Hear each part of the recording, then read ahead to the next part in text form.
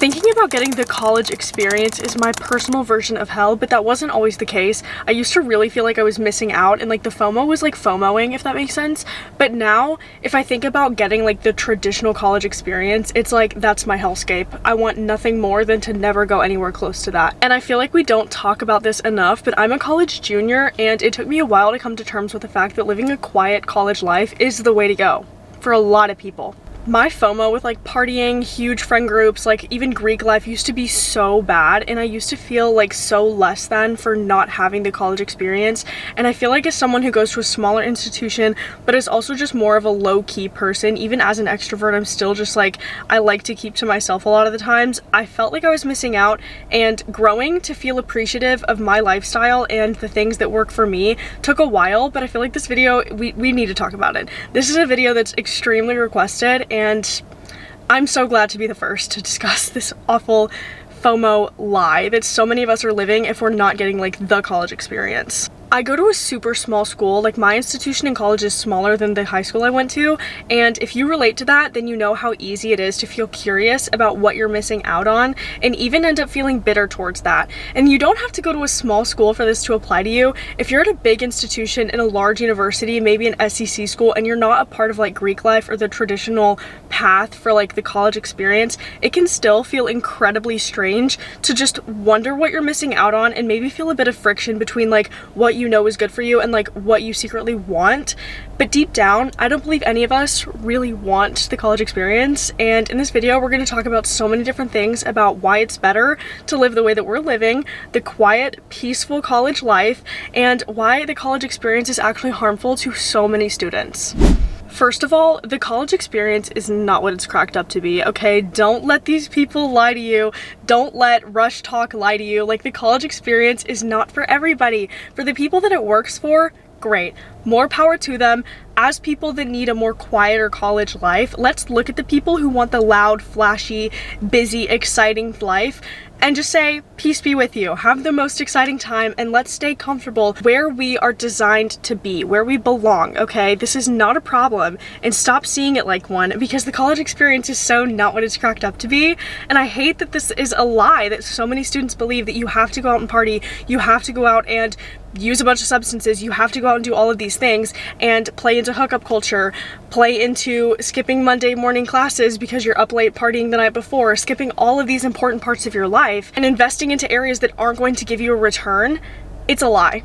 I absolutely hate this lie. For some people it works, but for most of us, it's okay that it doesn't. When you hear college experience in the US, you think Greek life, hookup culture, partying, usually some drinking involved. You think there's a party scene associated to that, okay? And for those of you that works for, again, more power to you. But there is something so powerful and so bold as to stand up for yourself and your goals and say that lifestyle is not going to be productive for me. And I don't choose that, and I don't choose to feel like I'm missing out on that, because what I'm doing is better long-term and really honestly short-term, even if it doesn't feel like it right now. Honestly, this is kind of a side note, but I consume a lot of college story times on TikTok. I absolutely love a good story time. And to be honest with you, I want people who are getting the college experience to give me the story times because they're fun to listen to. The drama is exciting. As a consumer, I like those kinds of videos, okay?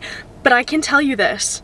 It seems like a common theme between so many girls who are getting the college experience is that they end up feeling drained, feeling unfulfilled, feeling lost, feeling hurt. A lot of people can even end up feeling lonely in rooms full of people. It's really easy to feel like even though you're in a room full of people, you're at the biggest party on campus and you're in the biggest sorority on campus, that you still feel incredibly lonely, because oftentimes when you have a high quantity of relationships, the quality of those relationships are very low. And the thing about a quiet life is that it allows you to fill in these cups of the people that you really are selective about and that you choose to engage with, and the friendships that you choose to pursue a bit more intentionally. And although a lot of the time quiet college students, like the college students that live this peaceful kind of restrained life where we're not going out partying every night and we're not going to the bars and we're not engaging in these party scenes, it can feel like we're missing out on a higher number of people. But oftentimes the grass isn't always greener on the other side, because our friendships mean more.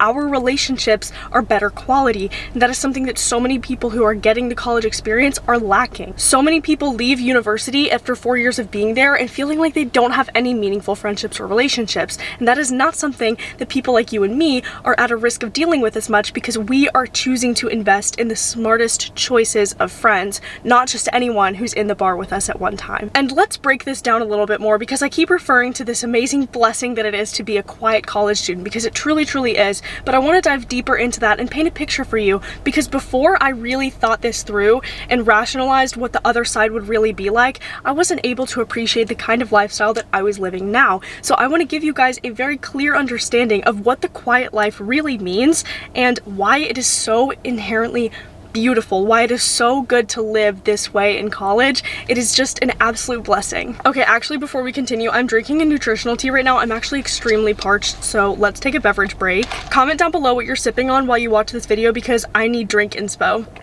This flavor was called Santa Baby, but it's peach and blue ras. Delicious. Moving at a slower pace and more intentionally is crucial for self-growth. And one thing about your college years is you're about 18 to about 22. Those are very pivotal to set up your 20s for maximum growth in all of your goals. Your 20s are so important, and I would argue that your late adulthood, late teen years are just as important as well. And I feel like this chunk of time can either be maximized for progress or minimized and wasted. And it's so dangerous when you're moving at a fast pace, because you're not really stopping and pausing and reflecting and thinking, how am I doing? Where are my goals at? Where am I with the things that I want to achieve in the next 3, 5, 10 years? You're not really thinking about those things. And when you move fast, you're not able to pour into a select amount of cups, okay? If you think about it this way, the people who move a fast-paced life, right, are doing 1% of 100 things.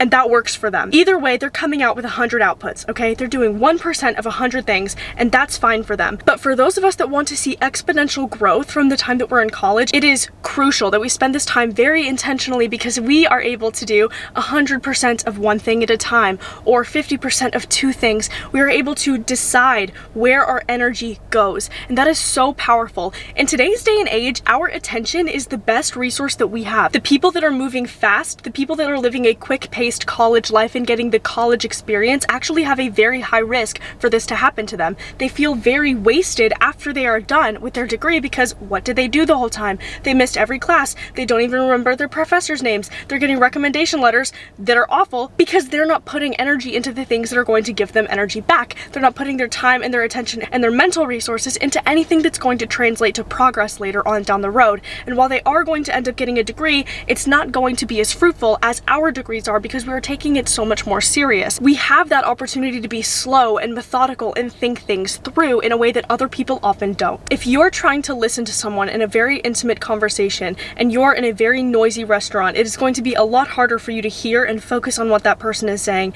And in the same way that you are able to foster better relationships with other people, when you move slower, you are able to foster a better relationship with yourself. This is something that I had to grow to appreciate, because living a slow life, living a quiet college life, even as someone who is very extroverted and has a very full social calendar, when I am choosing to fill up my week with just 3 lunches with my best friend, 3 dinners with my boyfriend, and that's it, and just investing my time into people who are going to give me that emotional investment back and support me and want the best for me, when I'm choosing to spend all of my time into very intentional relationships, I am going to gain so much more from those relationships. And guess what I also get to do? I get to do the same thing with myself, because I'm living the quiet college life, okay? I'm not going out and getting the college experience. I can stay home on a Friday night and be fully fulfilled and be very happy that I'm doing so, because I'm spending that time watching one of my favorite movies and doing a hobby that I absolutely love, that is a productive and creative outlet for me.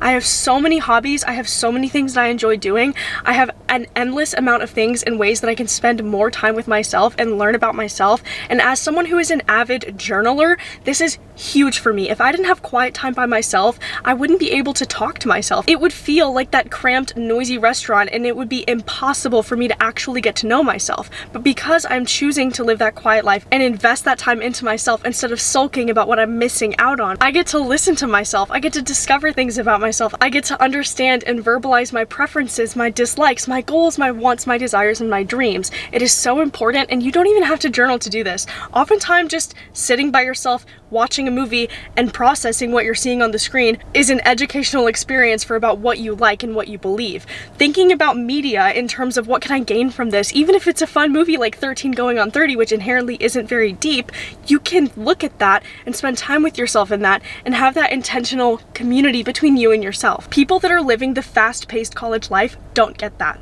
They don't. Oftentimes, if someone getting the college experience gets time by themselves, it's not on a consistent basis. It's not on a basis that is frequent enough for them to really gain any more understanding about themselves. Most of the time, people that are living a fast-paced, high-volume, high amount of interaction life with the people around them, they don't get to sit back and process anything they've been through. They don't get to process their goals. They don't get to process their classes. They don't get to do as many things as we get to do. If anything, we have more freedom than they do. This video isn't to put down the college experience. It's just truly like my personal version of hell, and I don't understand why so many people glamorize it when in reality it's actually quite harmful to a lot of different students, and a lot of different types of people feel pressured to force themselves into that lifestyle when that just doesn't work for them. It doesn't work for a lot of people. I would argue that when you go to SEC schools and you go to TV and you go to media, you see this college experience being painted as like the epitome of college life and the goal for college life, and that's just not the case. I would argue that a minority of people really should be doing that and really would flourish in that kind of space, in that kind of environment, when most of the time that lifestyle just isn't productive for a lot of people. It's incredibly hard to be purposeful while moving at the fastest pace possible. It's incredibly hard to be intentional when you're not being selective about who you're spending time with and what you're doing with your time. When you spend your free time alone but intentionally, you're getting so many returns on investments that you're making into yourself that you're not even going to see the fruits of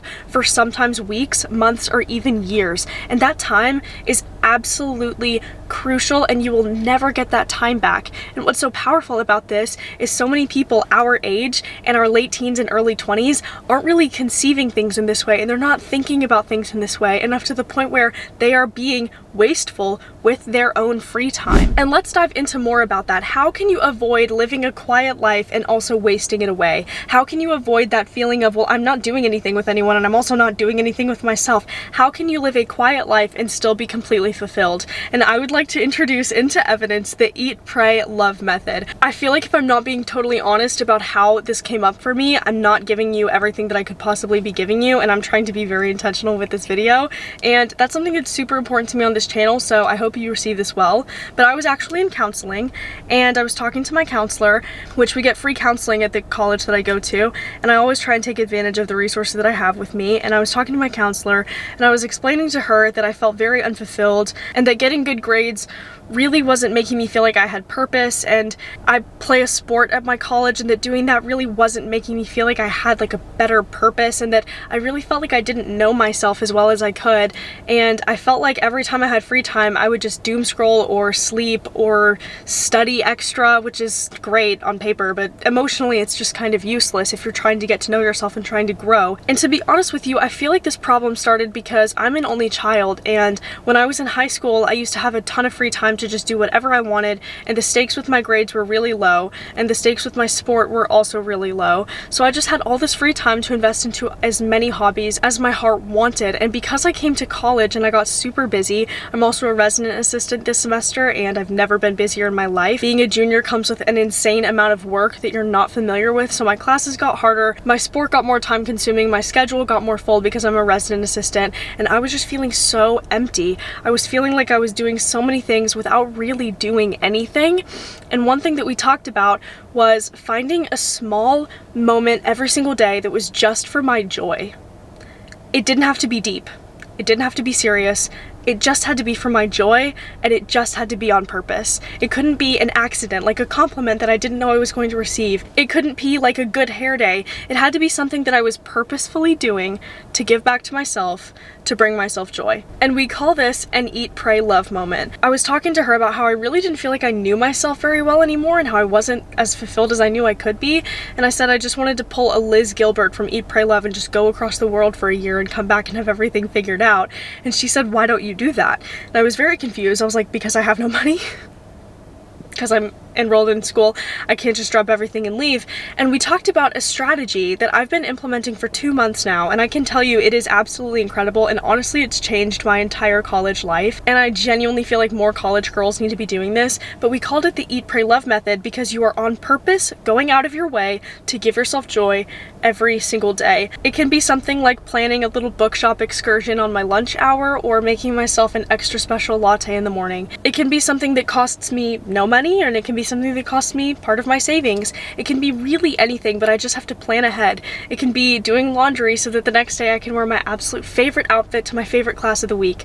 Or it can be getting lunch with a specific friend that I've really been missing and really want to talk to.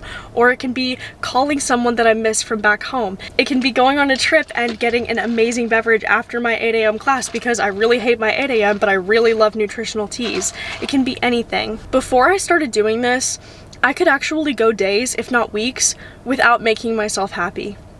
And that's not to say I wouldn't be happy, but I was constantly waiting on the world to make me happy. I realized that this year I fell into this trap of waiting for things to come knocking on my door for me to open it and maybe smile at it. But the problem with that is I was putting so much responsibility on the close people in my life, like my boyfriend and my best friend, to make me happy that I became completely dependent on that. I was putting so much pressure on conditional things that had really nothing to do with me, like if my professor was in a good enough mood to give extra credit, or if the weather was nice, or if my hair looked good, or if I didn't have to get gas that day. Whatever it was, I was just waiting on the world to make me happy, when in reality I can be the source of my own joy. And this practice has done so many things for me. First of all, it allows me to continually reinforce the neural patterns that prove to myself that I can accomplish things, that I can be self-sustainable, that I can give back to myself. I'm a neuroscience major, and one of the most important teachings that we learn is that your brain